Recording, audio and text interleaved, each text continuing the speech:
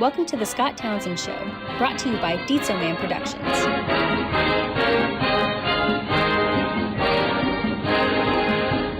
Hey, this is Scott Townsend. Thanks for joining the last of the Colorado Wildcats 1982. Still not sure if that's the title of this podcast yet, but we'll see. And our first guest, who's also probably the first guinea pig for me in doing this crazy idea, is none other than, he's the last person in the Colorado yearbook, so you know who that is, Chris Zervas. Chris, how's it going? It is great. How are you today, buddy? Well, it's cool. It's fun. Having a great time. This idea came to me not too long ago, and well, I should step back and say I was talking to Stacy Dennis, and she actually had the idea. So give credit where credit's due. And so I said, sure. I mean, that sounds like a good idea. So maybe let's try it. Now, I don't know if people want to talk about high school. I don't know, how long has it been since high school? I was thinking about that. I was on a walk with my wife last night, and we're approaching 40 years. So, when you were in high school and somebody said they were having their 40th year anniversary, you're like, man, those folks are ancient. 1 foot in life and 1 foot in the grave. So right. We're moving up there for sure. So here we are. Well, the format of this, we're kind of playing along with this as we go. So I really appreciate you being willing to step out there and help me out with this and come up with a formatting way of some sort. It'll be really interesting to see how many people actually want to be interviewed on the Wildcats 1982 podcast. So we'll see. Yeah. So I'm going to throw some questions at you. Sure. Okay. So a lot of people watching right now probably wondering, so what's Chris Zervas doing these days? So what are you doing these days, Chris? Well, about 4 years ago, I moved back to Bartlesville and had been gone 35 since I was 18. And for all practical purposes, and moved back about 4 years ago. My dad died in 2008. And my mom lives here. And so we moved back partly to be close to my mom and partly because we really couldn't get settled anywhere else. We tried to buy a home in Tulsa, and boom, just God shut door after door after door. So we're here and we love being back. Cool. So sorry to hear about your dad, by the way. My dad passed away in 2001. Also, tell us a little bit about your family. So I have one of my daughters here with me right now. This is Ellie, and Ellie is 18. And I'm actually going to have her close this window because I can't see you. But when you hit that, so there's a glimpse of Ellie. Let's do it with the cursor, sweetie. There's a drive-by. Take this cursor and close that window on that upper left screen. Man, you're such a taskmaster. That's right. So Ellie is 18. There's Scott Townsend. No, yeah, great. There's Scott Townsend. There's Ellie. Yeah. And, hey, Ellie, how's it going? Is your dad really cool, or what? Tell us the real deal about your dad. Tell us what he won't say. Well, I mean, yeah, he's a pretty cool dad. So Ellie is number 2 of 5, and so I've got one who's 20. In college. I've got one who goes to Tri-County Tech. He's a sophomore. I've got one who is at school today. He's basically homeschooled. And then I have a 7-year-old daughter. I think Kit Hudson has a couple kids younger than I do, but we're neck and neck with, maybe somebody else does, but we are certainly neck and neck with the youngest children. Some people probably have grandchildren older than my youngest child. I mean, I wouldn't doubt that at all. Oh, so no grandchildren. Say that again. No grandchildren. Yeah, but some people do. Some people do. Oh yeah, I'm sure. We'll find out. That's interesting, actually. Who has the youngest child? That's an interesting question. Might have to write that one down. From what I know, Ken Hudson has 2 daughters who are pretty close to my daughter's age. So we got to be in the, if we don't win the gold medal, my wife and I may win the silver in the deal for sure. Well, we'll have to get Kent Hudson on and see where he is with that. Yeah. Let me ask you another question here. Just a couple of free form questions. Thinking back to high school. So that brings us up to speed as to what you're doing and your family. And yeah, I didn't answer what I'm doing question very well. Oh, what are you doing? Yeah, I do corporate training, okay. Coaching and communication, and a little bit of keynote speaking. It's primarily just kind of helping people communicate better with their employees or for big interviews or things like that. And then working with their employees or doing a little bit of keynote speaking, excuse me. And so you have your book, Bulletproof. I was looking for yeah, I should have been better prepared. At the top of your desk as a current read and over in reference.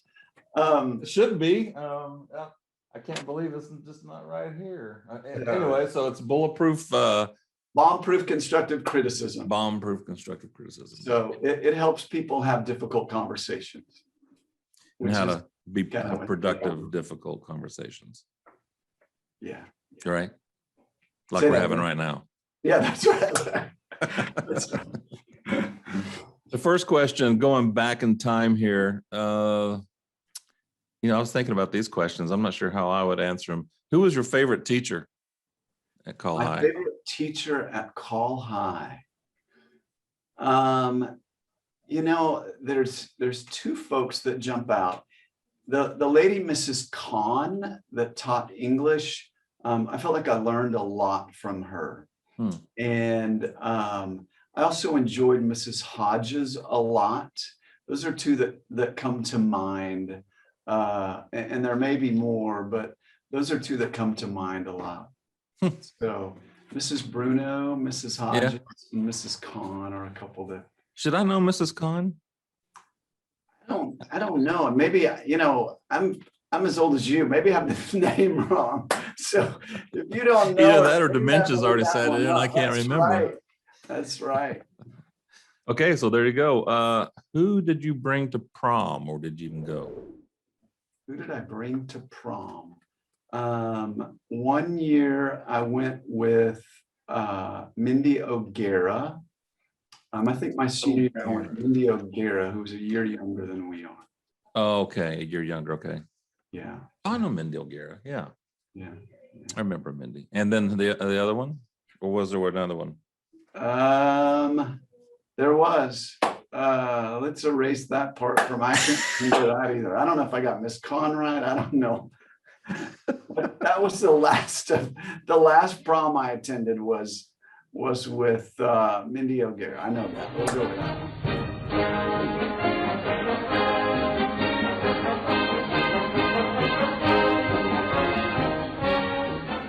Thank you for joining the Scott Townsend Show.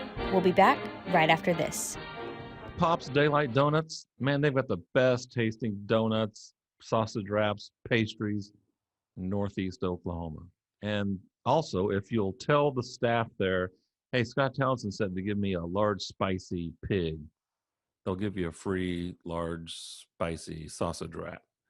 But you have to tell them Scott Townsend sent you. So tell them, hey, Scott Townsend told me to tell you to give me a large spicy pig.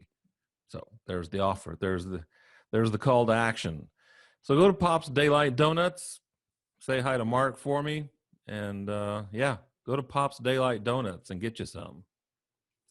The other sponsor is Castafly Outdoor Adventures. Adventure. That's where it begins. We look to create and document our moments in time while embracing the majestic wonder and beauty of the great outdoors. Our quest is to explore the back roads of the Ozarks, camping, fishing, and just getting lost. Refresh your spirit and join us on our next adventure. Paul and his crew invite you to subscribe to the Castafly Outdoor Adventures YouTube channel. Okay. You remember that whole thing you said about difficult conversations? Maybe it's just a difficult guest. We can't remember anything. Well, I'm right there with you. I'm wondering, like I said, I wonder how I would answer any of these. What were some popular songs when you graduated? Man, that's a hard one. And that is a really hard one. I remember a 38 Special song that I liked. And Hold On Loosely or something like that. Something that kind of jumps out. And I'll just go with Boston. that. Yeah, Boston was big. So I kind of remember Tracy Robinette's Jeep and 38 Special. So okay. Playing that. What was your favorite school activity? My favorite school activity, like extracurricular kind of things? We'll go Or with whatever. That. Yeah, school activity, probably extracurricular activity. Yeah. I enjoyed playing tennis. I have this tennis thing on. I'm not very good at the weather. I can't even find it on the screen. Yeah. But just only because my shirt is blurred. But I played tennis. So I enjoyed that a lot. That was a lot of fun. Your sister played tennis too, right? She did. What's her name? Diane Shadwick. She lives in Kansas City. Diane. Okay, yeah. Lives in Kansas City. What's your most vivid high school memory? I mean, when you think Call High, what's the first thing you think of, if you can say it? Wow. First thing I think of probably is I was pretty lazy through high school. And the first thing that I remember that just pops in mind is I lived across the street from the high school. And I remember waking up to people closing their car doors on their way to school. And I had probably less distance to travel than anybody in the whole school. Yeah. And was late. I got in trouble a lot for being late. So I was just lazy. That's who's not in high school, what guy, what high school kid's not lazy? So I was unkempt coming to school because I never took a shower, and just kind of rolled out of bed and picked up clothes and got over there after the bell rang. So that's probably something I can think of. What's the biggest fear you had in high school? What's the one thing that dogged you that no one probably knew? Yeah, I was scared to death of everybody. So I was. And that's so amazing to me because you didn't come off like that. I don't remember you as being like that. Oh my gosh, yeah. I was so afraid of always maybe saying the wrong thing or making somebody angry and them being upset and wanting to fight me or something. But yeah, that was like, you come home and you replay things over and over and over. Right. And I was at a professional level of that. So that's probably the biggest fear I had for sure. Looking back over almost 40 years of graduating from high school, what would you tell Chris Zervas graduating 30 some odd years ago? What, as he's walking off the stage and you meet him, knowing what you know now, what would you tell him? Wow, that's a fantastic question. What would I tell him? I think, I can think of a bunch of different things, and this is going to ramble a little bit, but, life really didn't play out the way that I anticipated it to. I think I graduated with an expectation that my wife and I talk about this, that, life was kind of like you got on the freeway and you sort of just put it on cruise control and your wife sitting there beside you and kids would hop in the back seat and man, you just, and life just sort of unfolded and it was easy. And, in my life, frankly, we got off on the first exit and there've been a whole lot of times on gravel roads and not knowing where we're going. And then the perception too is that everybody else is on the freeway. and that you're the Mhm. only one that's off lost. And That is so true. so, I was on my own gravel roads there. yeah. And so I think probably that life is a lot harder than you realize coming out of high school. We've had lots of struggles with health and finances and all kinds of things in our family.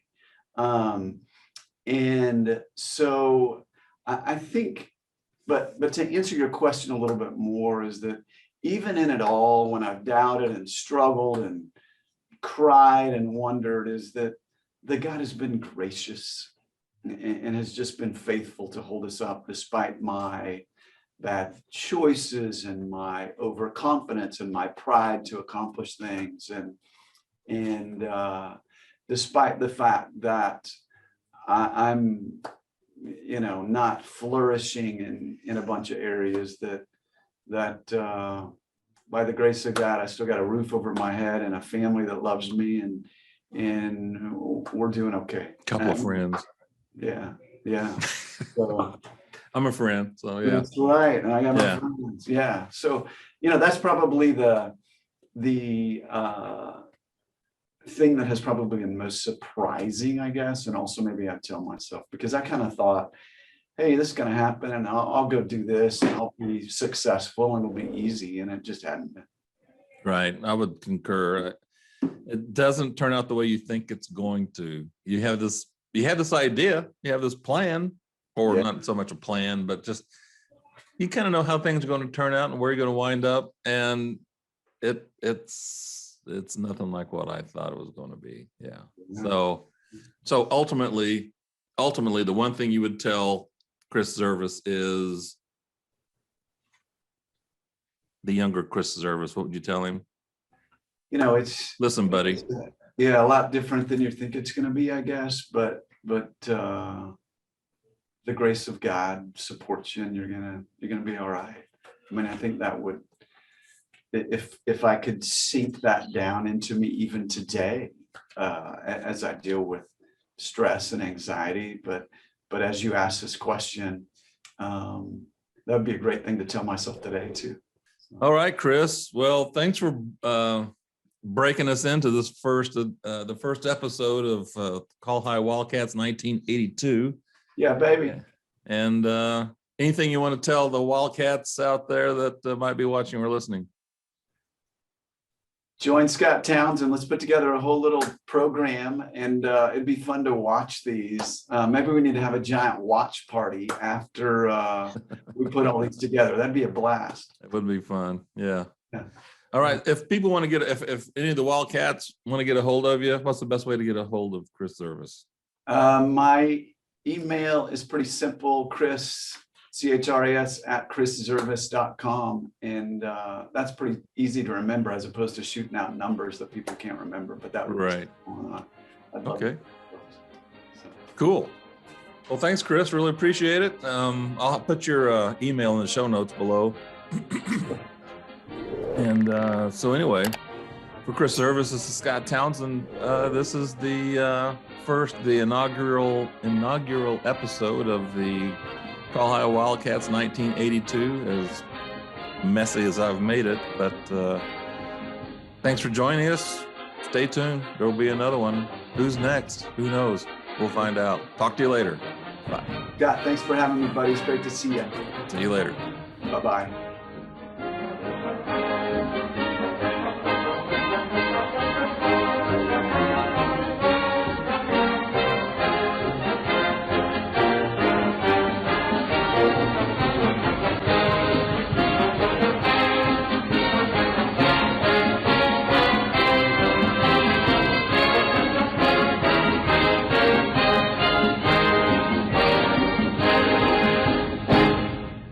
The Scott Townsend Show is a Dietzo Man production.